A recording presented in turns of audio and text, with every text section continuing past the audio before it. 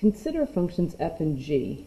F of x equals negative 1/2 times the absolute value of 2 minus x plus 4, and g of x equals log of x minus 4. Using successive approximation, what is the approximate solution of the equation f of x equals g of x? Use the graph as a starting point. So as we take a look at the starting point here, at the picture of the graph, the first thing that I want to look at is the fact that our answer, where the red graph and the blue graph intersect, is somewhere between 8 and 9. We've got some options down here for our answers, and my iPad is probably going to turn off before I get there. So take a close look at that, because I won't turn it back on. This video is already going to be about 10 minutes long, more than likely. But I am going to flip over to my paper here. And as we take a look at this, so here's our functions. The f of x equals the absolute value function, the g of x equals the logarithmic function, and what it says is, it says that we want to take f of x and set it equal to g of x. And if you remember from our Unit 9 lessons, or maybe even an earlier video, what we want to do is we want to have everything on the same side. And I am going to go a little bit different. I tend to move my terms to the right, or sorry, to the left. I'm going to move them to the right this time. So I'll start by adding 1/2 times the absolute value of 2x to the other side. So we're going to add 1/2 the absolute value of 2 minus x to the other side. And what we're left with then is we're left with 4 equals the log of x minus 4 plus 1/2 times 2 minus x. And then I'm going to move the 4 over as well.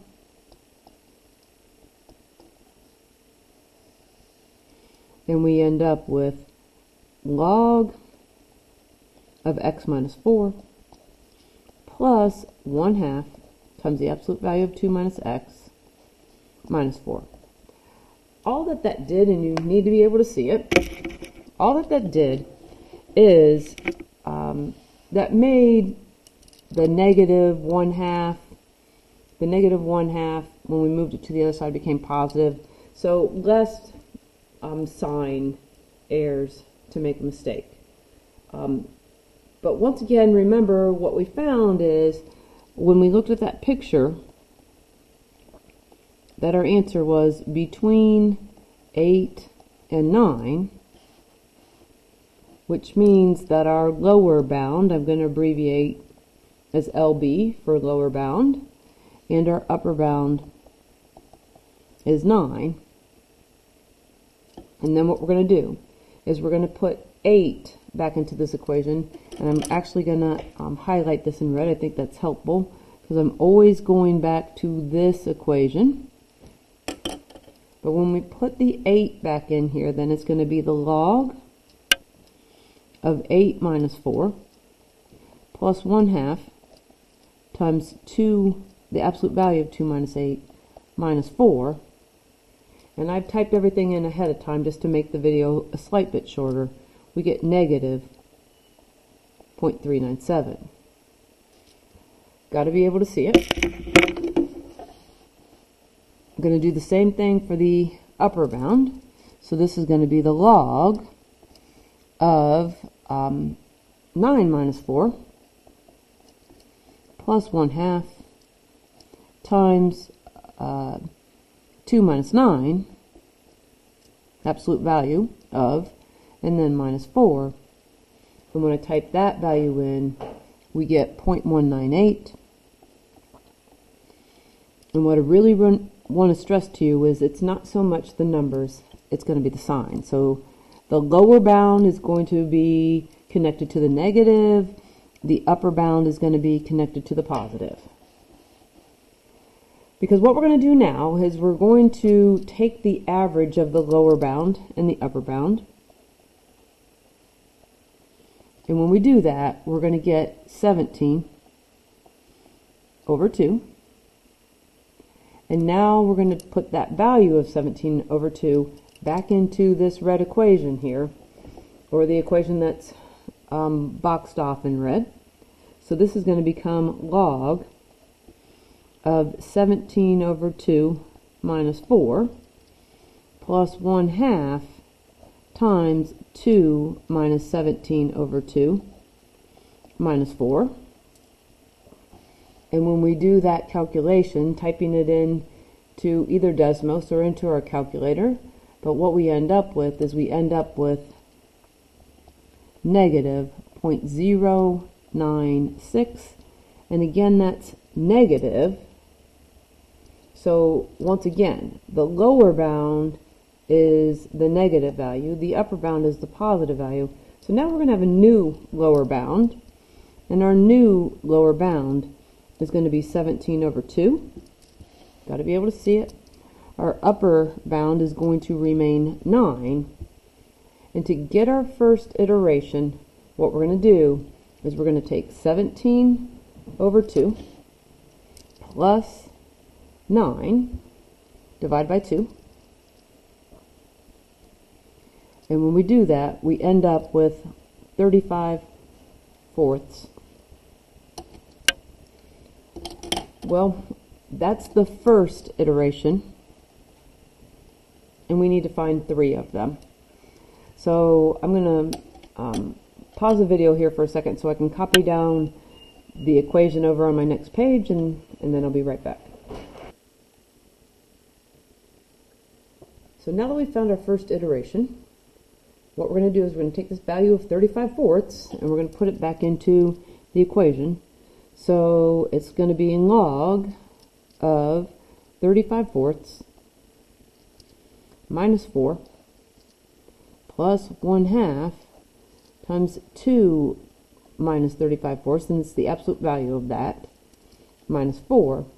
And when we type that in, we end up with 0.0516, which is a positive value.